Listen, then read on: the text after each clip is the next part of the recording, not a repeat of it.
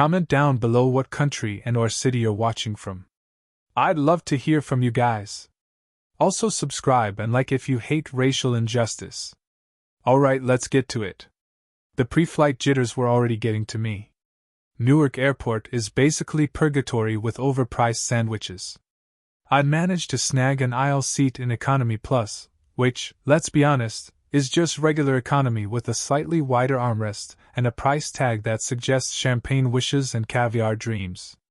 I was settling in, mentally preparing for the inevitable battle over the armrest with my neighbor, when she waltzed in. Karen. Capital K. You could practically smell the entitlement radiating off her. She was a vision in Pepto-Bismol pink, a dress that screamed, "Country Club Luncheon," and a hairstyle that whispered, "I demand to speak to your manager." She had that specific pursed lip expression that only comes from years of believing the world owes you a favor. She surveyed our section with disdain before spotting a gentleman already seated in the window seat. He was a tall, broad-shouldered black man, engrossed in a book. A gasp of faux offense escaped Karen's lips. "Excuse me," she said, her voice dripping with saccharine sweetness that could curdle milk.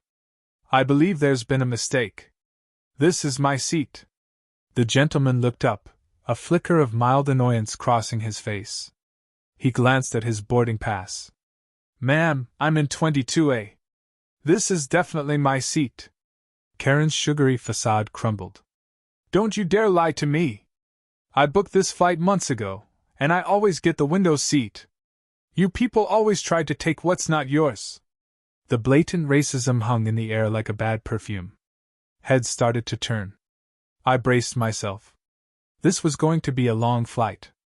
The poor man in the window seat tried to remain calm. "Ma'am, are you sure you have the correct row? Perhaps you should double-check your boarding pass." He was being remarkably patient, considering he was being accused of, well, basically everything short of hijacking the plane. Karen wasn't having it. Her face was slowly turning the same shade as her dress. "Don't you try to gaslight me. I know what I booked. You're probably one of those illegals who snuck onto the plane." She punctuated her statement with a dramatic sniff, as if she just smelled something particularly offensive. I could feel my blood pressure rising. I'm not usually one for confrontation, but witnessing such blatant bigotry was making my hands itch to, accidentally, spill my lukewarm coffee all over her pristine pink dress. Several other passengers were starting to murmur in disapproval. A flight attendant, who looked like she'd already dealt with her fair share of mid-air meltdowns, started making her way down the aisle. But Karen wasn't finished. Oh no, she was just getting started. Fueled by righteous indignation, and probably a hefty dose of Pinot Grigio at the airport bar, she decided to take matters into her own hands. Quite literally. And then it happened. The moment that will forever be etched in my memory, alongside the moon landing and the time I accidentally wore mismatched shoes to my own wedding. Karen, in all her pink-clad glory, stood up. She hoisted herself onto the armrest of the seat in front of her, gaining a precarious, slightly wobbly vantage point. Then, with the agility of a caffeinated squirrel, she reached over and placed her hands on the black man's neck. Yes, you read that right. On his neck. I gasped, along with half the plane. It was like watching a train wreck in slow motion. She was attempting, I kid you not, to physically remove him from his seat. She was actually trying to drag him out by his neck. "Get out! Get out of my seat!" she shrieked, her voice cracking with exertion. Her pink dress rode up, revealing a pair of support hose that had clearly seen better days. The flight attendant froze mid-stride, her mouth agape. The man in the window seat looked utterly bewildered, like he'd just been attacked by a particularly aggressive flamingo. Me? I was pretty sure I was about to witness a full-blown, mid-air brawl. But then, just as quickly as it began, the madness stopped. The man, who had remained remarkably composed throughout the entire ordeal, simply reached into his inside jacket pocket. He pulled out a small, leather wallet and flipped it open. There, glinting in the fluorescent cabin light, was a badge. A shiny, official-looking FBI badge. Karen froze.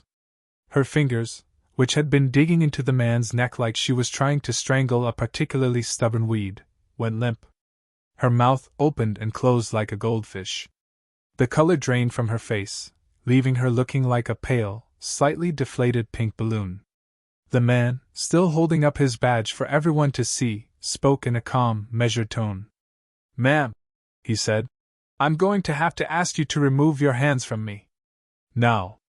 The silence that followed was so thick, you could cut it with a plastic spork. You could practically hear the gears grinding in Karen's brain as she tried to process what was happening.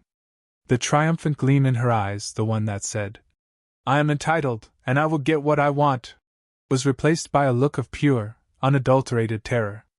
This was better than any reality TV show I had ever watched. Slowly, almost mechanically, Karen lowered her hands. She stumbled back, nearly losing her balance and landing in the lap of the bewildered passenger across the aisle. Her face was a mask of mortification. She mumbled something that sounded vaguely like, I didn't know," before sinking back into her seat, looking utterly defeated. The FBI agent, meanwhile, calmly put away his badge and returned to his book. He didn't even crack a smile. The flight attendant, finally regaining her composure, hurried over to Karen, presumably to assess the damage and prevent any further outbursts. The rest of the boarding process was blessedly uneventful. Karen remained silent, staring straight ahead, as if trying to become one with the back of the seat in front of her. I couldn't help but feel a tiny bit of sympathy for her, even though she totally deserved it. The Karma bus had not only arrived, it had parked directly on top of her. The flight itself was surprisingly smooth, considering the pre-flight drama. Karen remained subdued, only venturing out of her seat once to use the restroom, during which she avoided eye contact with everyone. As we began our descent into Atlanta, the pilot announced that there would be a slight delay upon arrival due to airport congestion. But when the plane finally touched down and the doors opened, it became clear that airport congestion wasn't the whole story. 2 uniformed police officers were waiting at the gate. They boarded the plane and, after a brief conversation with the flight attendant, approached Karen. "Mrs. Henderson?" one of the officers asked, his voice firm. "We need you to come with us." Karen's eyes widened. She looked around frantically, as if hoping someone would come to her rescue. No one did. The police officers escorted her off the plane, and as she passed my row, I couldn't help but notice the distinct click of handcuffs. As I disembarked, I saw Karen being led away, her pink dress now looking decidedly less triumphant. I don't know what charges she faced, but I imagine assaulting a federal agent is frowned upon. The universe has a funny way of balancing the scales, doesn't it? And sometimes, all it takes is a little pink dress, a misplaced sense of entitlement, and a well-timed flash of an FBI badge to deliver a truly satisfying dose of karma. Now, if you'll excuse me, I need to go find a decent cup of coffee. All this excitement has made me parched.